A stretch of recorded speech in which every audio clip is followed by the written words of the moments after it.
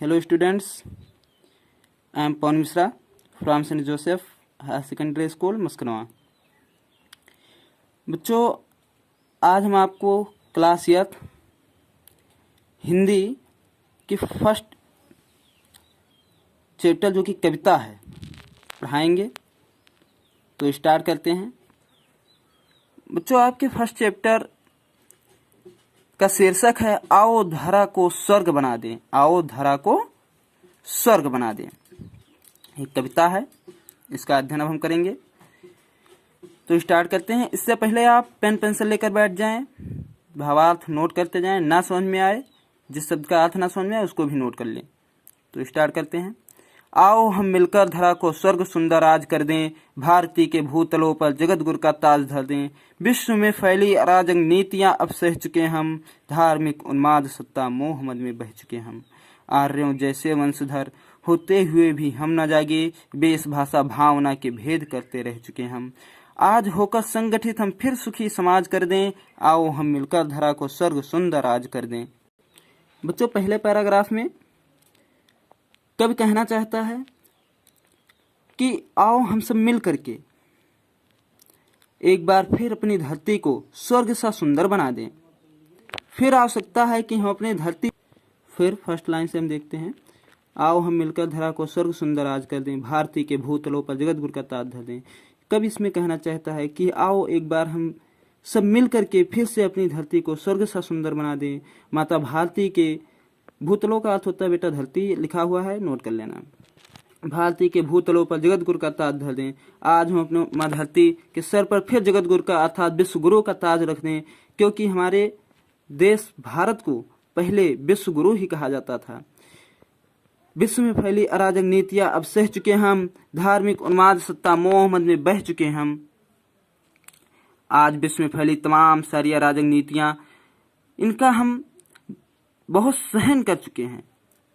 धार्मिक उन्माद सत्ता मोह मद में बह चुके, और धार्मिक उन्माद हिंदू मुस्लिम सिख ईसाई इन सारी चीजों में सत्ता अर्थात सामाजिक क्षेत्रों में व्याप्त राजनीति, मोह और मद, इन सारी चीजों में हम बह चुके, अर्थात इसमें हम खो गए हैं।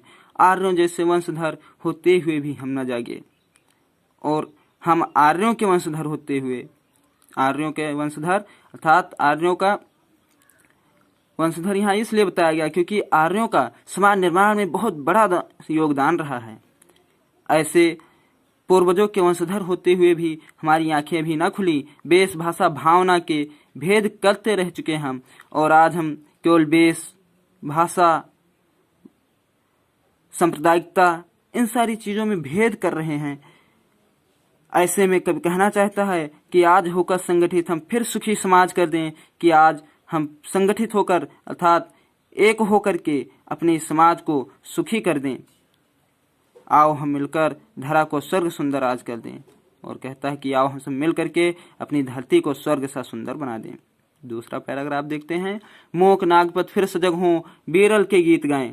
कहता है कि मोक नागपत, जो नागपत मूक है, चुप है, वो फिर से सजग हो जाएं, बेरल के गीत गाएं, और वीरता के चारों तरफ गीत गाए जाएं। नैन खोले मनुज के हित, तह त्रिवेणी फिर बहाएं, और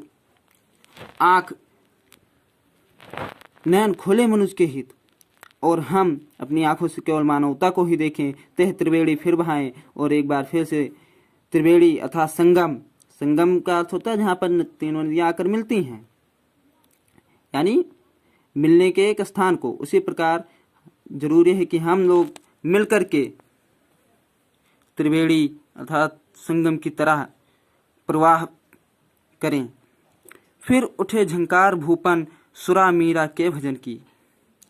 और फिर कहना चाहता है कवि कि इस धरती पर एक बार फिर से सूर अर्थात सूरदास मीरा इनके भजन की झंकार उठे, कर्म गीता के मुखर हो, और गीता में जो कर्म लिखा गया हो उस कर्म पर सारे व्यक्ति कर्मरत रहें, मोह लिप्सा रह न जाए, और कहीं भी मोह लिप्सा आ न रह जाए। जो अधूरे थे अभी तक स्वप्न पूरे आज कर दें। और कब कहना चाहता है कि जो हमारे सपने आज तक अधूरे रह गए हैं उनको हम आज पूरा कर दें। किस तरीके से? आओ हम मिलकर धरा को स्वर्ग सुंदर आज कर दें। और वो सपने हमारे तभी पूरे होंगे जो हम मिल करके अपने देश के लिए कार्य करेंगे। उठो कह दो विश्व से संगठन दिखला रहे हैं, एकता की शक्ति से समता मनुज में ला रहे हैं। ज्ञान का सूरज उगेगा है क्षितिज पर व्याप्त लाली, भरत केशव शिवा राणा फेल धरा पर आ रहे हैं। सुखी और समृद्ध भू पर राम का फिर राज करके, आओ मिलकर हम धरा को स्वर्ग सुंदर आज कर दें।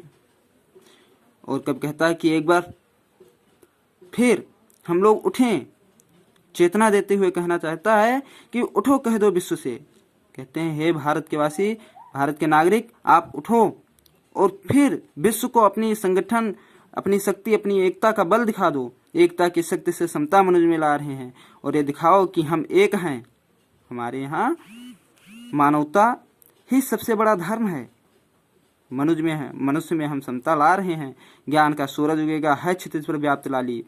और कवि को यह विश्वास है कि ज्ञान का सूरज जरूर उगेगा, क्योंकि क्षितिज अर्थात पूर्व की दिशा में लाली व्याप्त हो गई है। भरत केशव शिवा राणा फेल धरा पर आ रहे हैं और भरत जैसा भाई केशव, शिवा, महाराणा प्रताप ये फिर धरा पर वापस आ रहे हैं, अर्थात उनके जैसे फिर महापुरुष धरती पर जन्म ले रहे हैं। सुखी और समृद्ध भू पर राम का फिर राज कर दें। और जिस तरीके से राम के राज्य में सारी प्रजा सुखी थी, सब अपने कर्म के प्रति जागरूक थे, कर्तव्यपरायण थे, उसी प्रकार हम इस धरती को फिर से समृद्ध करके स्वर्ग सा बनाएंगे।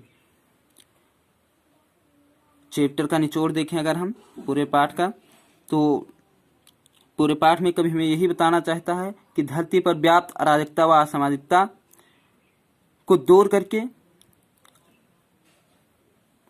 और हम सबको मिलकर इस धरती से सारी बुराइयों को इस प्रकार समाप्त करना है कि यह धरती स्वर्ग की झांकी के समान दिखने लगे। और बीच बीच में ये भी बता रहा है कि संगठन में बहुत शक्ति है, संगठित होकर हम बड़े से बड़े कार्य को कर सकते हैं। इसके क्वेश्चन आंसर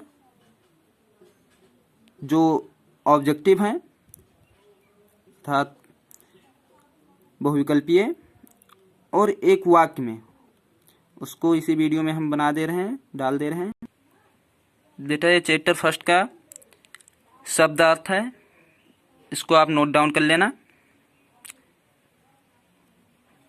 साथ में बहुविकल्पीय प्रश्न, वीडियो पास करके आप नोट करते जाना।